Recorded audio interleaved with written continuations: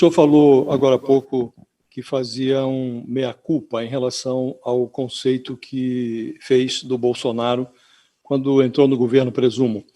Eu queria que o senhor elaborasse um pouco mais essa ideia da meia-culpa. Faço essa pergunta porque, antes de o senhor entrar no governo, o senhor trouxe uma marca para o governo que foi utilizada pelo presidente Bolsonaro na campanha, nos primeiros momentos do governo.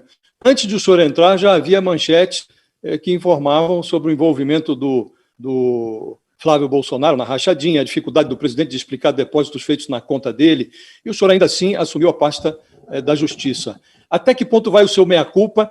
Em que o senhor acha que foi prejudicial a sua entrada no governo? Para a sua figura, pessoalmente, e para a Operação Lava Jato? Josias, aí nós temos que fazer um reparo, tá? A história da rachadinha só surgiu depois do meu ingresso. Ela surge em novembro de 2018, ela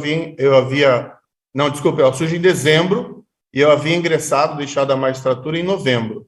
Perfeito. Tá? E naquela oportunidade... Mas foi antes da sua posse no Ministério da Justiça. Mas eu já tinha deixado a magistratura e estava num cargo de transição. O senhor podia, eventualmente, reconsiderar. Bom, tem aqui uma coisa que eu não tinha conhecimento e não vou entrar no governo. Quer dizer, não sim, foi mas depois ali, seguido aquele episódio, houve uma série de declarações, né, inclusive do próprio presidente eleito, de que o fato teria que ser apurado e punido quem quer que fosse envolvido, né, naqueles fatos. Ele deu, inclusive, uma declaração pública naquele momento. Agora, Josias, é o seguinte, tudo, né, primeiro eu não contribuí em nada para a eleição do presidente. Eu entrei no governo depois, né, de que ele foi eleito. E fui sempre com o meu projeto, que era um projeto muito específico, que era um projeto marcado pelo respeito ao Estado de Direito.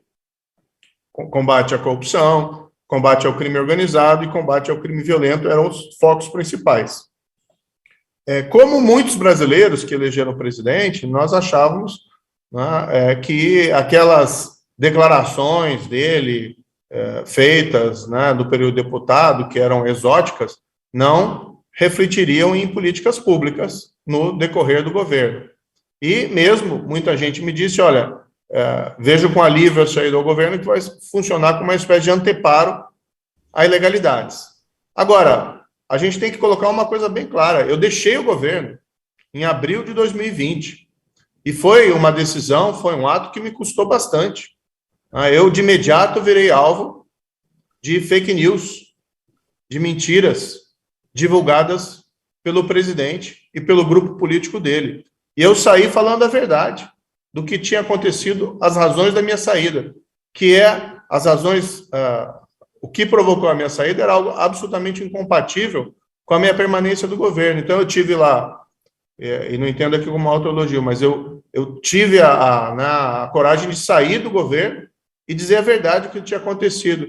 Então, qualquer eventual meia-culpa que eu tenha tido ali em aceitar tomar parte do governo para ajudar o país, tá? Para ajudar o país, eu acho que eu expiei com louvor, porque eu saí do governo e deixei bem claro os motivos pelos quais eu havia saído do governo. Agora, eu entrei com as melhores das boas intenções. Me permita fazer um papel de advogado do diabo aqui em relação a esse ponto. O senhor disse que, lá no caso da rachadinha, o presidente deu aquelas declarações, tinha que ser todo mundo punido, e o senhor diz que saiu do governo. É um fato. Agora, o senhor, antes de sair, o senhor, quando entrou, disse que veio porque levou muita bola nas costas, como juiz, e queria promover mudanças que impedissem o retrocesso no combate à corrupção. O senhor, antes de sair, assistiu o presidente transferir o COAF, que ele dizia que era seu, que era inquestionável, para outra área do governo. Antes de sair, o senhor viu essa deterioração no caso da rachadinha, aquilo que o presidente tinha declarado, que ia apurar e tal, isso não se verificou. Ao contrário, ele recorria e até reclamou com o senhor que criticou uma decisão do Supremo, se não me engano, do ministro Dias Toffoli, que travou o processo. E ele conspirou contra o seu projeto anticorrupção, que estava tramitando no Congresso. Quer dizer, do ponto de vista da opinião pública, ficou-se com a impressão de que o senhor foi empurrado para fora do governo. O senhor não saiu do governo, o senhor demorou a sair. Não acha que houve uma demora na sua percepção de que o governo não combinava Josias, com os seus propósitos? Eu fiquei 1 ano e 4 meses, é um tempo curto. O que acontece é o seguinte, eu escrevi um livro, né, Sérgio Moro contra o Sistema da Corrupção, que conta em maiores detalhes essa história. Mas eu tinha ali, durante o ano 2019, o meu projeto de lei anticrime. Eu não podia deixar o governo antes daquilo ser votado no Congresso. Ele foi votado somente em dezembro, tá, daquele ano. Porque, tudo bem, você tem razão, o presidente não ajudava no projeto, mas eu trabalhava dentro do governo para aprová-lo. Depois, naquele período, já tinha ameaça de interferência na Polícia Federal, e aí eu me decidi, não, eu fico agora no governo para proteger a Polícia Federal de interferência indevida do governo. Aquilo que me manteve nesses outros 4 meses, porque eu achava que aquilo era importante, ainda que com dificuldades dentro do governo, segurar, né, a Polícia Federal com uma direção que era responsável, uma direção que atuava com autonomia, para mim era um objetivo importante. Tanto que quando o presidente passa por cima de mim, aí eu não tenho mais razão nenhuma realmente para ficar e eu saio. Então, fui esticando ali a minha permanência, mas porque tinha objetivos ali extremamente específicos. Agora, eu nunca secundei, né, eu nunca aprovei ações do presidente que eram contrárias àquilo que eu acreditava. Eu saí exatamente por isso. Eu saí porque eu mantive firme os meus compromissos com o Estado de Direito, os compromissos com o combate à corrupção,